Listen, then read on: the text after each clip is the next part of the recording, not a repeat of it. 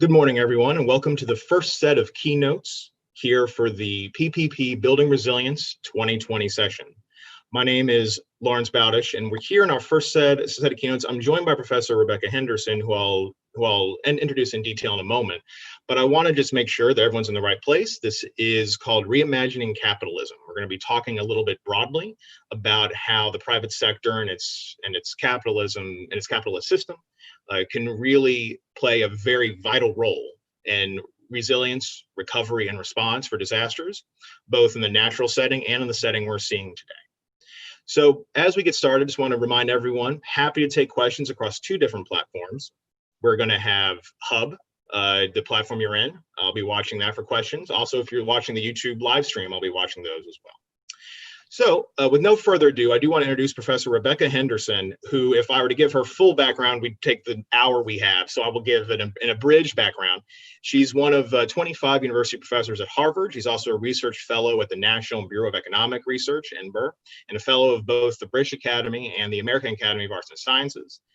She's an expert on innovation and organizational change, and her research, we'll talk about today, the newest version of it, explores the degree to which the private sector can play a major role in building a more sustainable economy, focusing particularly on the relationships between organizational purpose, which a lot of people here know a lot about, innovation and productivity, and high performance organizations.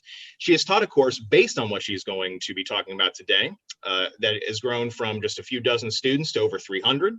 And it's the basis for the book that we'll be talking about today, Reimagining, sorry, my Southern came out there, excuse me, Capitalism in a World on Fire. She sits on the boards of IDEX Labs and Ceres. Her publications include not only this book, but Leading Sustainable Change and Organizational Perspective and Accelerating Energy Innovation, Lessons from Multiple Sectors. She was named one of 3 Outstanding Directors of 2019 by the Financial Times. So what I'd like to start with, Professor, is once we've got your introduction there, would you mind giving the audience here, who, as we discussed the other day, are largely folks in the disaster recovery space, most of them are going to be private sector, just give them an overall view of your arguments in reimagining capitalism to make sure we're all on the same page before we move forward. Lawrence, I'd be happy to do that, and do feel free to call me Rebecca. Okay, so I'm going to talk about a nearly 300-page book in about 15 minutes. And I'm going to suggest that if you're interested in resilience and disasters, that you'll find this pretty interesting. I want to talk about the role of business in disasters. My book focuses on what I'm thinking of as an ongoing, slow-moving series of disasters, particularly the massive environmental degradation we're seeing, and in particular the problem of climate change, and accelerating poverty and exclusion, more and more people feeling they're being locked out of our societies, and our increasing polarization. Sometimes it feels as if our political institutions are almost broken. So the book focuses on those big problems and says, what can business do? What should business do? And the reason I think you might find this interesting is that as I talk about those issues, I get a range of puzzling responses. One response is, let's just get rid of business altogether. Sometimes when I say I'm going to talk about reimagining capitalism, people say to me, why reimagine? Why reimagine capitalism? Why not just throw it out the window? Isn't it broken? Isn't business evil? Isn't it an irredeemable system that we should just start over? To which I reply, please not. Really, that would be a bad idea.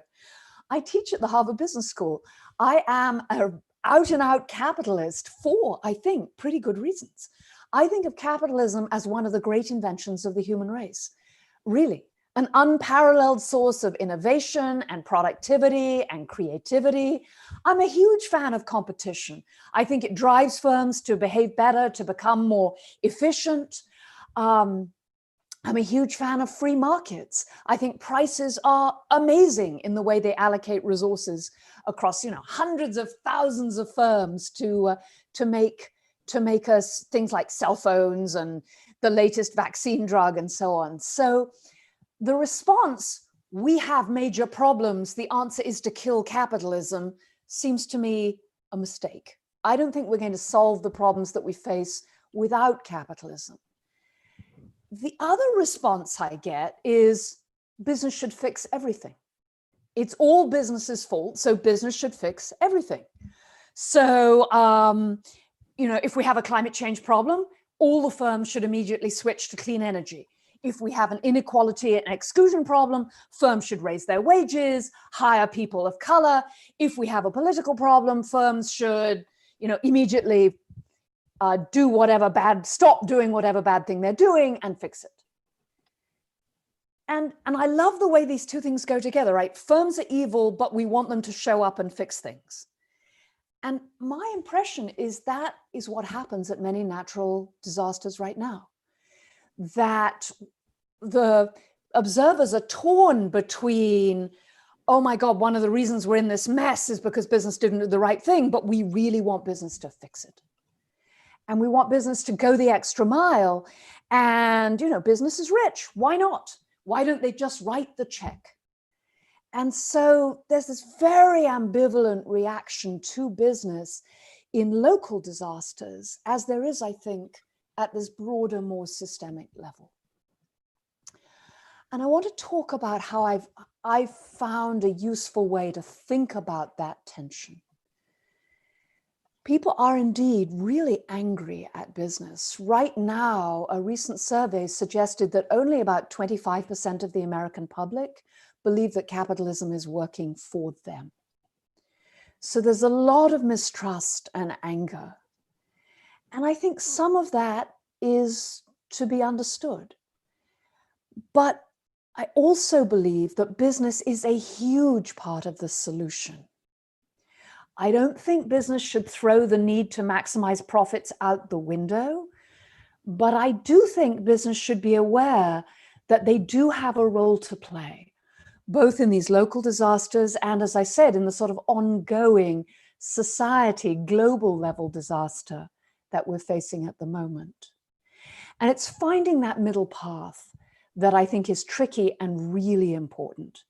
So I wrote the book I just published, Reimagining Capitalism in a World on Fire, to really support business in trying to thread this needle, in acknowledging that every business has to make a profit and that that's the nature of capitalism, but to suggest that at the same time, business can and must play an important role in addressing these kinds of major problems. In the book, I lay out, 5 easy steps to saving the world.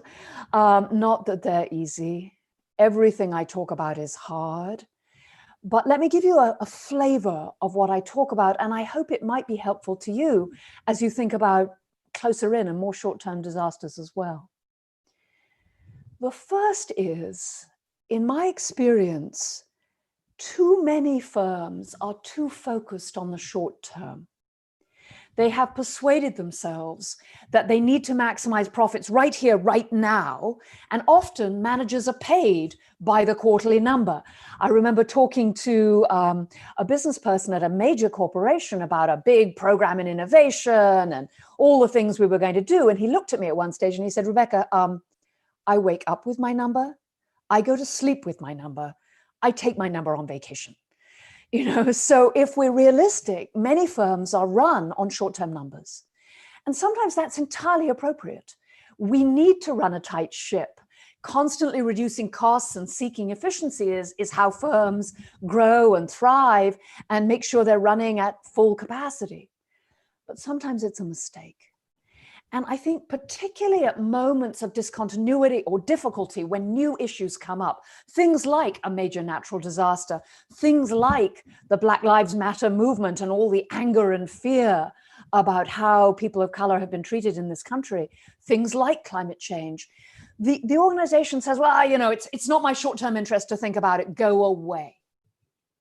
And that's a mistake. It's a mistake for a number of reasons. Firstly, if you think collectively for a moment, and I know this is kind of a stretch, but let's pretend that I personally control every company on the face of the planet. If I control every company, I think I have a strong interest in making sure that the world addresses some of these major problems, in fixing disasters, in supporting communities as they struggle, in working with government to build a more equitable society and address problems like climate change.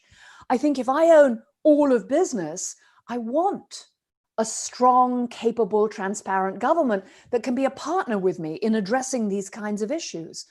All the historical research, at least my reading of it, and the work in development economics and political economy, suggests that healthy societies stand on three legs. One is a strong free market, absolutely hugely important, drives prosperity, creates great jobs, creates freedom of opportunity. But there are two other legs to that stool. The second leg, and for some of you this is going to be a bit revolutionary, but let me try. The second leg is a democratically accountable, capable, transparent, responsive government. That there are some problems that free markets cannot solve. Free markets are not great, most obviously, at generating really good education, really good healthcare, roads, the kind of infrastructure we need, public order. There are things that only government can do. And as we think about the major problems we face, like climate change, like poverty and exclusion, like AI and robotics coming soon near you, going to get rid of millions of jobs if we're not careful. My guess, my strong belief is that we need government as a partner in addressing those kinds of problems, providing public goods, creating regulation that makes it expensive to dump greenhouse gas pollution into the atmosphere and have very significantly negative effects on human health and on the long-term stability of the climate. So we need that strong, democratically accountable government, and then we need a strong civil society, by which I mean a strong media, a independent judiciary, and again, a little controversial, some way for employees to express their own opinions and stand up for themselves. We could call it works councils, we could call it unions historically, but if you look at the data, it's those three pillars that build a strong society. Free markets are amazing, but they need guardrails. They need, we need to make sure that firms can't push to the lowest common denominator, can't set the rules in their own favor. One of the issues we face at the moment is more than 70% of Americans believe that the game is rigged, that the rich are writing the rules in their own advantage. And the horrible thing is there's some evidence that that's actually the case. And so we need a strong democracy to balance free markets. One of my students once said to me, well, wait, isn't government tyranny? And I said, well, yeah, government gone amok absolutely is tyranny. That's why you need a strong democracy. That's why you need the transparency. That's why you need to be able to vote them out. But at its best, free politics is just like the free market. You get to choose, you get to vote as to what the rules should be and how things should be run.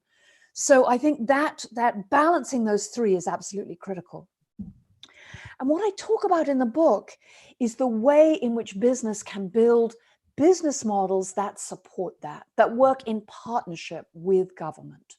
I talk about billion-dollar business models that allow firms to address environmental problems and reduce inequality and address poverty. I talk about the importance of being purpose-driven, of having this broader view of the society in mind, of reclaiming the idea that business is an integral part of society and a trusted partner in building a healthy society that offers jobs to all. And I talk a little bit about how business can cooperate together to address problems that no business can address alone. And my guess is that many of these ideas are immediately relevant to dealing with the kinds of disasters we face on a daily basis and the ongoing disaster we're facing right now. If you think about the moment we're in, it's become clear that strong government working in partnership with a strong private sector is I believe, the only way we're going to address the problem of the pandemic and get the society back on its feet. And that it's that partnership that yields the long-term results. So for me, it's not about throwing capitalism out. I continue to believe one of the great inventions of the human race. And it's not about having business do everything. It's about finding a way for business to do what it does best: innovate, provide amazing capabilities, generate stuff at scale in partnership with government to address the major social and economic problems we face. So 300 pages in 15 minutes. How did I do, Lawrence? Very well, very well. I got it. I got it. Great. See everyone later. No. So I'm happy again to take questions from either the YouTube or the hub. I'll start by sort of incorporating some comments we got on the YouTube with something I was thinking about. You know, Rebecca, as you were discussing, you know, the things that need to be associated with strong capitalism, I kind of thought, man, these were the same conversations that were happening 230 years ago in Paris, right? And 270 and like 200 years ago in Germany. And it seems like we're having these same conversations, but what's happening, I don't want to, put too fine a point on the connectivity of the world now and how these conversations have to be more global in a sense than they were before. But how can you sort of talk about what you were talking about? Because it seems like you're talking about it on a unitary society basis, right? For a society to have a successful capitalism, that society needs a successful democratically elected government that's transparent. It needs to have, this. Can you talk a little bit about how, and we're talking about Adam Smith, there aren't multiple capitalisms, but how can multiple capitalistic societies work together to ensure that they can all lift each other up, which honestly in a COVID world is going to be, I think, more important than general. So very carefully. It's tough, right? Nations have their own interests at heart, but I think it's becoming even clearer, and the pandemic has made it super clear. None of us are well until all of us are well. A world in which COVID is lurking in other countries is going to be a dangerous world for Americans and for Europeans, even once we have it licked inside our own boundaries. And climate change, we can completely decarbonize our own society, that is moved to nothing but renewables and nuclear energy and address the problems of climate change right here in the US. And by the way, I think we absolutely could do that. And we have the technology, we have the resources, the price is well worth paying to head off the really horrible effects that there's a serious risk we'll face if we do nothing. But if we only do it in the US, it's not going to help, right? Because the Indians and the Chinese are busy industrializing. They want what we have. And so the risk is that they will burn fossil fuels to get it. So how do we think about global institutions? Well, better minds than I have grappled with this and failed, but I have a couple of guesses. One is these much maligned institutions of international cooperation, things like the World Health Organization or the World Bank, or even the United Nations. These are attempts to give a forum for countries to sit down and talk to each other about the long term.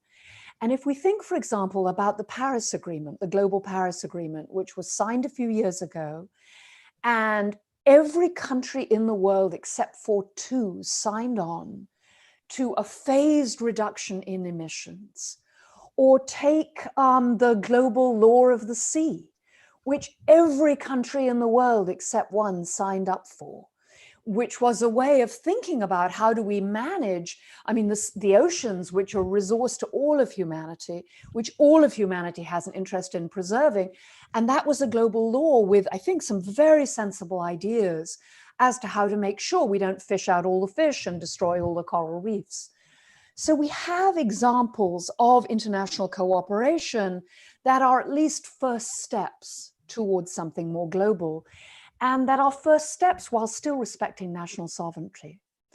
And then there's another example I want to talk about, and that's the International Chamber of Commerce, which is a completely voluntary organization of private firms that manages global trade. It's completely voluntary, it's completely self-regulation, it sets its own rules, it enforces its own rules, it has its own courts, and it manages pretty much all of global trade. And so we have at the global level, the ability of firms to cooperate to produce things that they all want.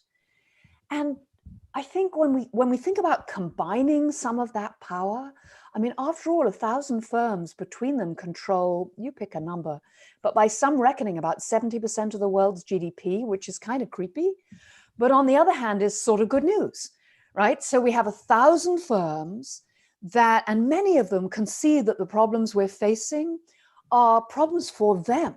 The world's largest investors can see that the big problems we're facing are problems for them. I did some work with the chief investment officer of the Japanese pension fund, which is the largest pool of money in the world. It's $1.6 trillion in assets.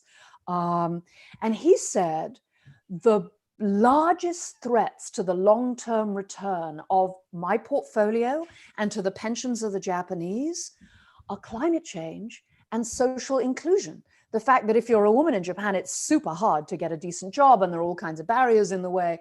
And he saw these very large social problems as the issues he had to fix in order to ensure he got the financial returns he wanted. And more investors are seeing that. And so you've got, I think, a global consciousness among business that could be really helpful in supporting a global consciousness among nations. So again, that partnership I talked about, and look, I know it's really easy for me to just mumble this word partnership. I have many friends who are trying to make this work in detail on the ground. For example, there's a big global partnership around improving human rights in mining and minerals. And there's a UN set of guiding principles that are guiding this kind of conversation, but in detail, on the ground, mine by mine, community by community, it's hard. But if you have a sense of what you're trying to accomplish, if you have a sense that we'll all be better off if we respect each other and respect the capacity and capabilities we all bring, then that's a much more productive way forward than simply a kind of name calling and retreating to our corners. Absolutely, and we are getting some questions that are great, that are great last questions. So I'm going to build up to them. But Deanna and Angie, thank you. So one of the things you're talking about there, Rebecca, was partnership, right? Working together, collaboration. Let's take a minute to talk about the other side of that, conflict, right? Is conflict productive to capitalist success? Right. And I think if you look at the past century of times of either, honest to God, global war or just internal social conflict, there are some winners, right? Some market agents do win in conflict, but obviously not everyone does. And I'm curious if there's a way, if as opposed to trying, as you say, it's easy to say, oh yeah, everyone partner up. That's easy to say and hard to do. Is there another argument to say, hey, look, if you guys are going to operate in conflict, that's going to have a much bigger negative impact than if you don't partner together? I'm curious if you can spin that around a little bit. So first, there are times and places where conflict is incredibly productive. I mean, no, let's be clear. Yeah. If what you want to do is, let's take a real example. You want to find a vaccine for COVID? You're much better off having 15 firms invest and run like crazy than you are trying to choose like the one firm at the beginning. So there are times when, let's call it competition, is super important. But there are times when it's incredibly destructive. So for example, I was working with a big consumer goods firm called Unilever at the time when they decided that deforestation was a big threat to the health of their business. They were getting a lot of pressure from NGOs. People in monkey suits were climbing all over their headquarters buildings. They had these images like they were killing orangutans, and it was bad. So they said, okay, we've got to have sustainably grown stuff, beef, soy, palm oil, and so on. So good. Well, so bad, because that was quite expensive and consumers weren't willing to pay more. So what do? They went to all the other firms in their industry and they said, look, you have the same problem we do. If we keep competing, if we keep pushing the price of these major agricultural commodities down and down and down, And this happened in textiles, where Nike and Levi went to the other textile people and said, if we keep pushing wages down and we keep tolerating things like child labor in the name of low costs, we will destroy the whole industry. So cooperation was the only way forward.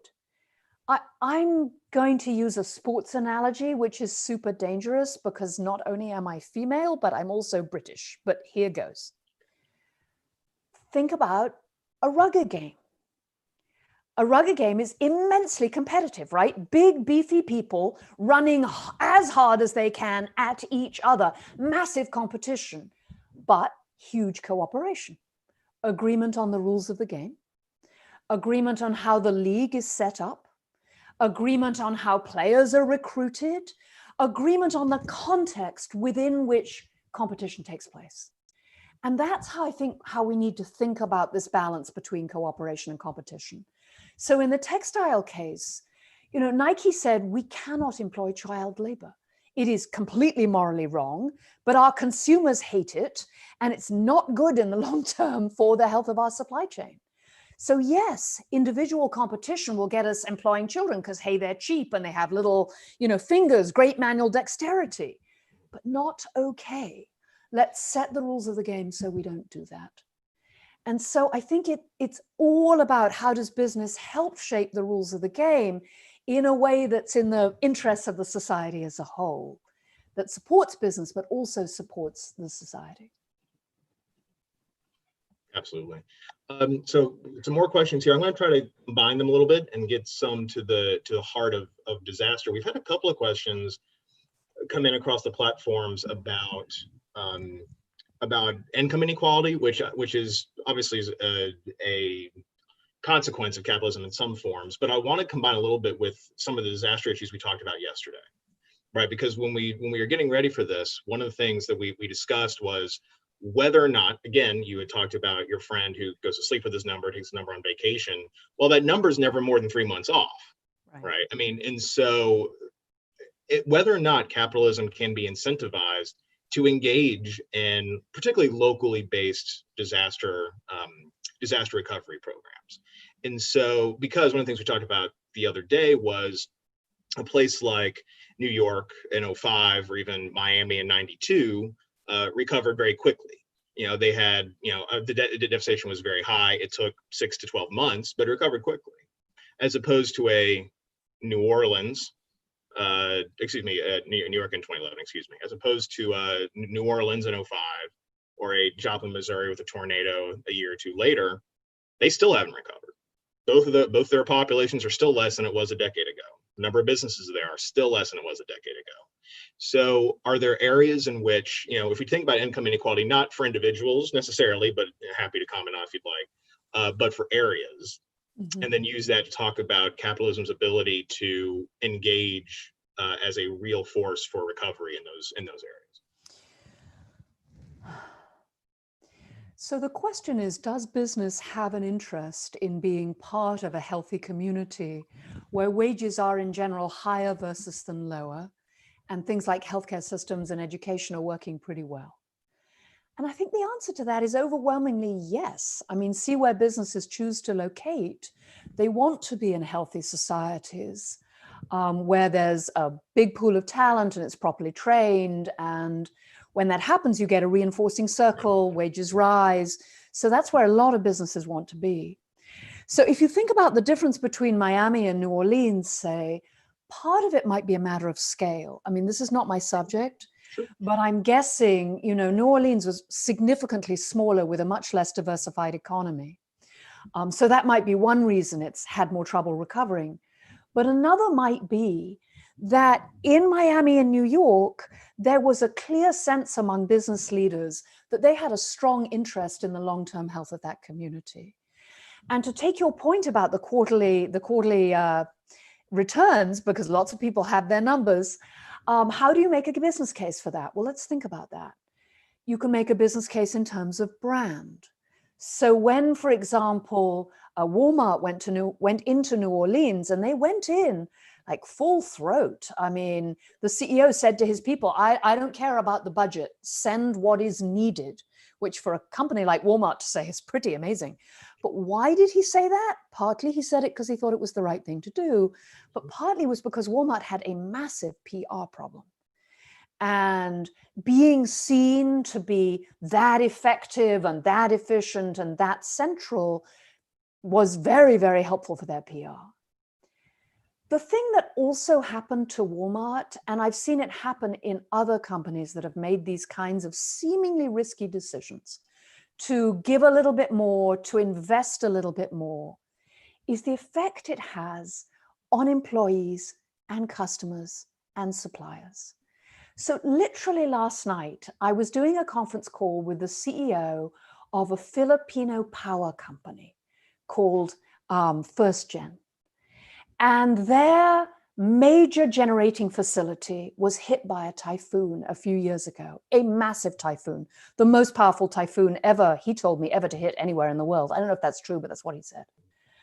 And he said they made the decision to do what was necessary to fix the community.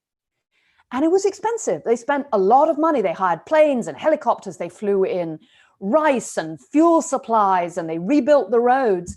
And he said, you know, most of the time they were kind of crossing their fingers like, I guess this is the right thing to do. I really hope it's the right thing to do. And he said, after the fact, no question that when he came to renegotiate the union contract with the 47 unions, the unions looked at him and said, Mr. Lopez, we're not going to ask for anything this year. I mean, after what you did for our community, we're not asking. He says levels of engagement in the companies, so the engagement scores, are like 93%. And this is 5 years later. No one has engagement scores like that. Even, you know, like really great high-tech firms have like in the 80s. 93 is off scale. Yeah. He said his community engagement score is up in the 90s. It's letting him do things on the ground and with his people that most companies cannot do. And, you know, it's easy to talk about purpose, and there's a lot of mumbling about firms should have a purpose, but really having an authentic purpose, really being committed to the community where you're located and being part of that, there is tons of research to suggest that significantly increases your productivity and your innovation, your ability to recruit and retain. You know, we know the young people really care about this stuff, like they really care. My students talk to me all the time about turning down more highly paid jobs because they want a job that has meaning and mission and where they're going to make a difference. So my guess is that some of those firms in New York and Miami stepped up. And in stepping up, they pulled in other firms to help. And of course, once all the firms are working together, then it becomes a virtuous cycle, right? So together, you are building a stronger community. And so I think there is a business model, there is a way to drive cooperation and for firms to overcome that quarterly bias in order to do the right thing, because the right thing is the profitable thing. 100%. And with you bringing up particularly your example about the power companies, some of the questions we've had, particularly Deanna's and Angie's and Hub, talk about that PR, right? You'd mentioned in your introduction that a lot of times, you know, public employees of the companies, these scores are getting worse, you know, not only for, you know, capitalism generally, but the private sector a little more specifically, and corporations particularly. And I'm curious, you know, obviously it is not a strategy that anyone is suggesting that a company just kind of waits for a disaster and then pounces on it, right? As a way to manage that. But, you know, one thing, you know, in researching for disaster responses, the largest disaster response in history came after the burning of Rome, right, in the classical era. And it was by Nero, the guy who's often blamed for it, right? And so he spent, you know, massive amounts of money to rebuild Rome from the ground up. Now, that didn't do much for his press, because now we just know him as the guy that sort of sat there and fiddled while the place burned down around him. But I'm curious, thinking about, you know, either capitalism generally, or, you know, we've been talking a little bit about how corporations can engage in disaster recovery response activities. how can they, are there tactics or strategies that not ensure, but can help raise that level of sentiment for capitalism and or the private sector amongst the public particularly? The problem is that there's no shortcut, no fancy PR campaign, no writing a check to some big charity. I mean, I think about what's happened recently in response to George Floyd's murder, and all these CEOs issuing statements about, oh, we really care, we really want to include everyone. And partly they're issuing those statements because there is a very powerful business case. I mean, within the next 20 years, more than half of the talent pool is going to be people of color, and more than half of the consumers are going to be people of color. So, when people go, oh, right, there's only 4 CEOs of the Fortune 500 that are Black, what's with that? So they're all issuing these statements madly. And does that help? No. In many cases, it makes people angrier. What really helps is setting concrete targets and changing your procedures. I mean, that sounds so bureaucratic, right? But it's changing the firm to actually do something. Even if it's small, even if it's stumbling, it's trying something real to make a difference. And what's so important is to be authentic. And what does it mean to be authentic? And there's a lot of fake authenticity, but again, people have pretty good radar for real authenticity. My personal definition of a firm that's authentic is a firm that occasionally takes a financial hit to do the right thing. And that's how you can tell, right? So we really care about people of color and we're really going to hire them. Oh, we have a downturn, we're going to stop. Well, any benefit that you may have put in place completely out the window. So one of the things that really worked for Walmart is he really did say, no, I don't care about the budget. Let's just do what's right. And he really empowered people. He said to everyone on the ground, just, give it away. If that's what it takes, give it away. And I take a lot of grief for claiming that Walmart is a purpose-driven firm, but I really believe it. I think it was purpose-driven at the very beginning when Mr. Walton founded the firm and he wanted to get goods to people in remote rural areas of the States who'd never had access. And he was all about low cost and getting people a better quality of life. And then there was a kind of intermediate period, not so great. We could talk more about that later. But I think particularly the current CEO, he really means it. He really thinks Walmart can make a difference in the world. And he keeps doing things consistent with that belief. He keeps insisting on investing in the longer term, even when it isn't exactly the right thing to do.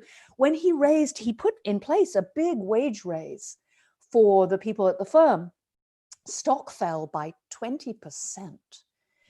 Some people think he was nearly fired.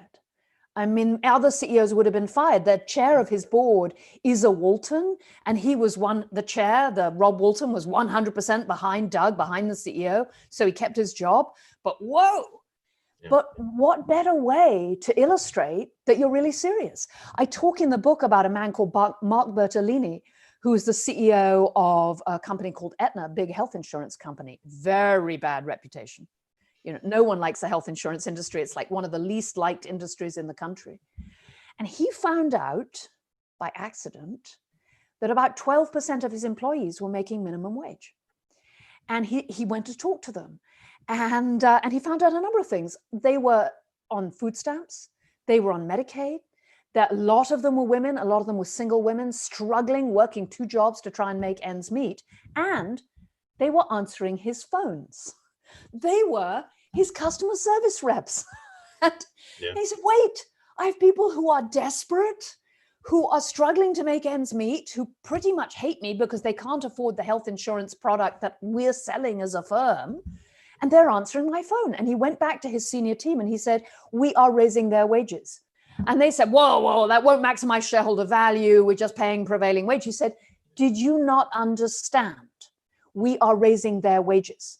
Now, of course, he's responsible to his investors. He believed and subsequent events really brought him out, that their increased focus and sense of well-being would more than pay for the increase in wages, which was about $20 million. So for 12% of his workforce, he brought people up to a living wage and gave them healthcare they could afford. And this is at a time when Aetna's profits were like $3-4 billion. And he said the effect across the rest of the firm, oh, you really mean it? He'd been trying to change the firm. He'd been trying to make it more purpose-driven, trying to make it more about patient health and customer health rather than just the bottom line. And people said, whoa, you're willing to do that? Maybe you really mean it. So concrete actions, being authentic. I mean, it's something every human really understands. I mean, unless you're a psychopath, you understand what it takes to build trust. And that's what we need to do. This constant, like, oh, I'm maximizing shareholder value. I mean, that's not going to motivate anyone to do anything. And I think it's often a lousy way to maximize shareholder value. 100%. And that's interesting. So one of the questions that have come in is about asking for the difference between shareholder and stakeholder in corporations that may lean one way or another. I don't think this is from Rob. I don't think it's necessarily a question about explain B Corps, but like I think it's a question about, is there, you said you can't, if you are only shareholder driven, then the only trust you need to build is with your shareholders, right? But if you're stakeholder driven, you have to convince everybody, employees, communities, everybody, that you're authentic and this is your goal and your direction. And I think it's something that might make it easier for companies that are trying to engage in disaster recovery. And I don't know if you have any thoughts about maybe the structure, if there's a structural difference between them. So I think many people who focus only on shareholder value are unskillful. That thinking about stakeholders would be, in fact, a much more skillful way to maximize shareholder value. They say everybody needs to breathe, but breathing is not the point of living. So I think every firm needs to make money and to return a decent return to investors, but that shouldn't be the point. And running your firm with a broader point will make it not only much more fun, much more innovative. Certainly we know that firms like that can survive in a competitive marketplace, but make a huge difference to the society. So I think focusing on stakeholders is good, even if you think you need to maximize shareholder value. The question as to whether we should legally change the governance documents of firms so that we say your duty is to stakeholders is a large and complicated one. So let me say, I think it's complicated. That simply saying to firms, okay, don't have to maximize shareholder value, just do good things for stakeholders, just saying that is problematic until we can be very precise about how would you measure what doing good things for stakeholders is. And before we can be sure you can raise money if you say that, right? If I go out to the capital markets and I say, oh, I'm going to go do good things in the world, people are likely to look at me and say, Rebecca, nice. Nonprofit sector is over there, right? And so there are some firms like B Corps that have explicitly said, here's the good we want to do, and here's the measures we're going to use, and have found investors who are willing to fund them. And I think that's fantastic. And I'm all for firms becoming B Corps if that's what they want to do. But to take the vast majority of firms and say, oh, go for stakeholders, I'm afraid they'll say, well, great, my stakeholder is my niece, and I'm going to buy 3 corporate jets and, fly us around. So I think being focused on the bottom line, having clear measures is super important. And I worry that sometimes the stakeholder conversation will move us away from that. That said, in the long term, for sure, there are things we could do so we could back firms off from having to be quite so short-sighted and quite so quarterly focused and more aware of the long term. And there's a whole conversation about ESG. I have a whole chapter in my book called Rewiring Finance about how we might move the capital markets to support more stakeholder-oriented, more purpose-driven firms for everyone's benefits, including theirs. So that gets technical, but I think the bottom line is all firms should be focused on stakeholders. Absolutely. But that doesn't mean forgetting that, you can't crash the company. You have to be profitable. You have to be able to raise capital at the same time. So that's interesting. Let's talk for a minute with your business school experience and background, what we find at the chamber, one, we work with a lot of companies in disaster response, and most of them are quite large. For fear of forgetting one, I won't list them, but there are a number, about a dozen or so companies we work with closely, all of them quite large. When we work with companies that are growing and are looking to become public, right? So now we're thinking about companies that are, on that growth trajectory. They decide that, okay, now's the time. We sort of sucked up all the capital we could suck up without selling ourselves, right? And they've gotten to that point. We talked to some companies in that space that have a hard time, if they have been, mission-driven, purpose-driven, stakeholder-driven. They find they have a hard time putting together all of the necessary things to go public, have an IPO, et cetera, that allow them to keep that and still do that effectively, like enter the public market effectively. And I think for a lot of companies, the reason I'm tying this to disaster is I think for a lot of companies that are going to do more, and local companies do a lot, obviously. When local disasters hit their local areas, obviously they're an amazing partner.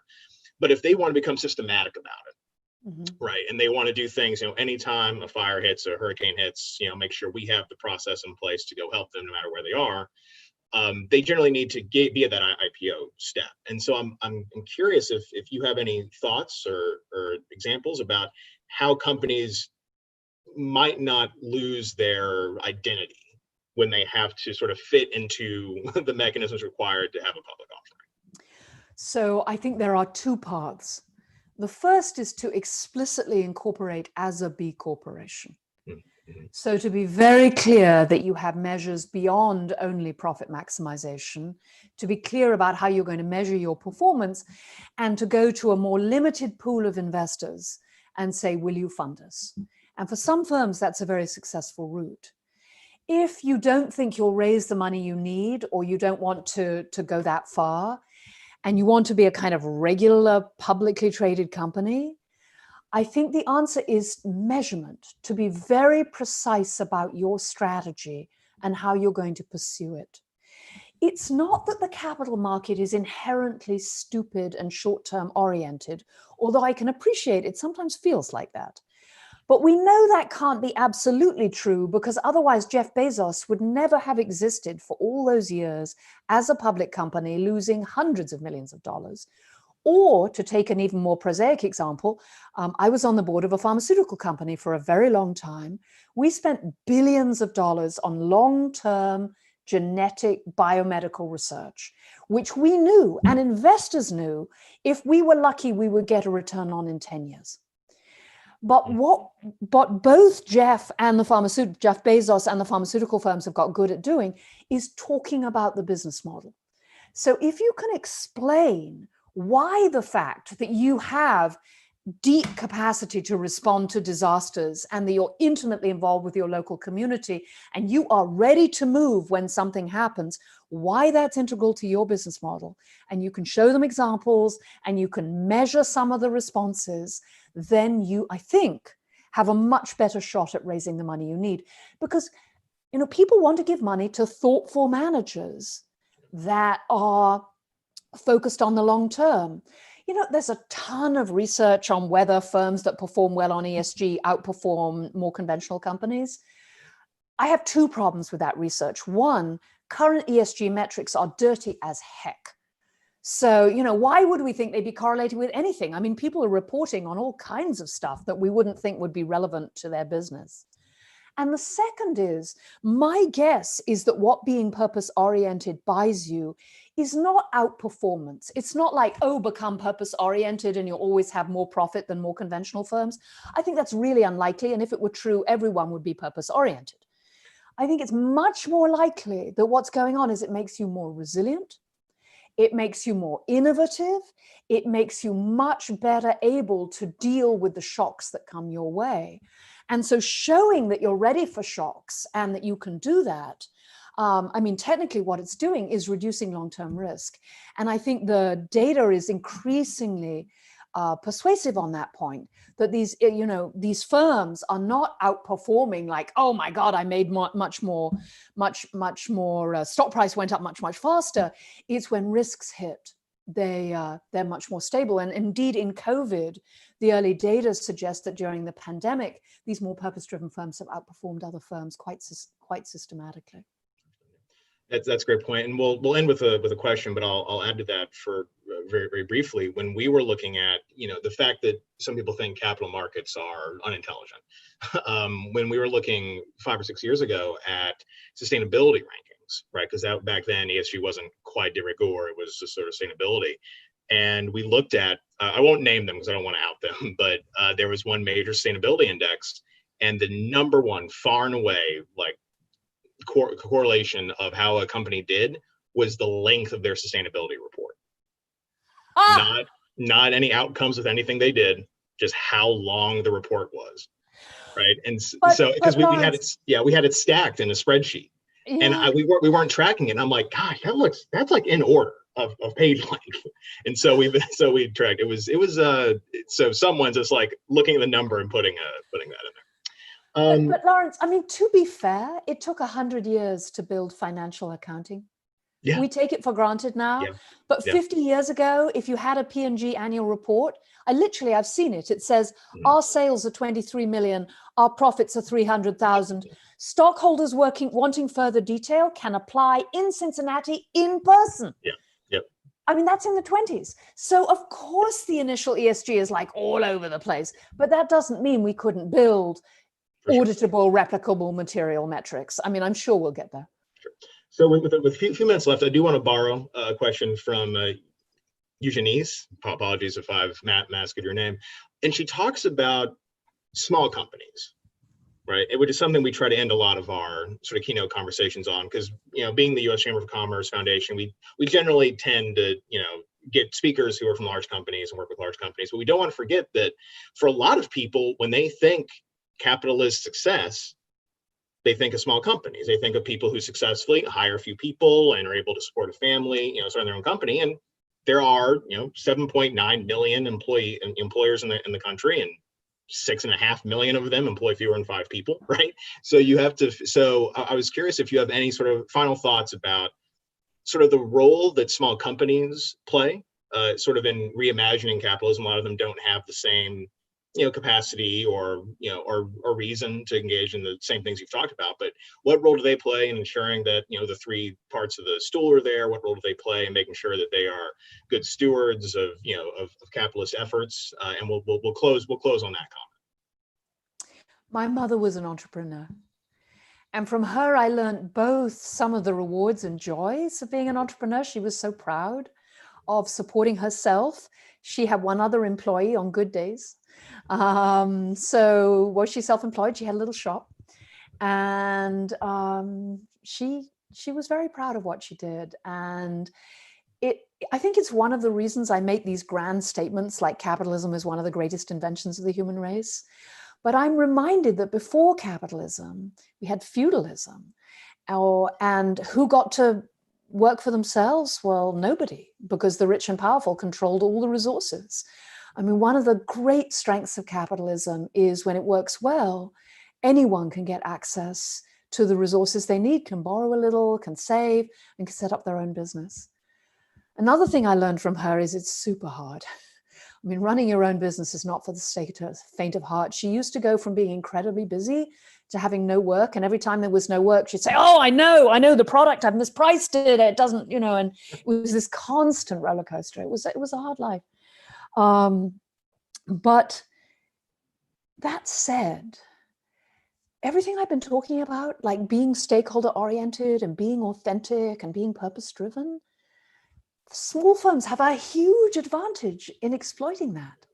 Some of the most authentically purpose-driven firms I've met have been small, and they struggle as they get bigger to keep that sense that we're a family, that we're here for the community. I mean, some of the stories I've read, I bet you've seen them too, Lawrence, about people keeping open local grocery stores, even when they felt it's dangerous, even when they're working every hour they can to manage the traffic flow and bring in the right products and do the cash flow. Why are they doing it? They're not doing it to get rich. They're doing it because they feel a commitment to their community. And will that mean, I hope it means, that when the emergency is over, people make a point of shopping there and really, really be there for them. I don't think it's a coincidence that the most successful IPO of the last 20 years, over $20 million, was a purpose-driven soybean burger company. You know, that was a firm that was all about changing the world. And they were able to take the risks that the large firms wouldn't take and go to places the large firms couldn't go and show that you could do things in a different way. Historically, so much of the innovation has come from small firms. Sometimes people ask me, and I was the Eastman Kodak professor of management for many years, and that's what I did. I studied large firms that were having trouble changing, and they'd say, well, what's the best way to get a large firm to change? And I'd say, find several small firms doing it much, much better and show them to the large firm. I mean, because there's such a force for competition and innovation in the economy.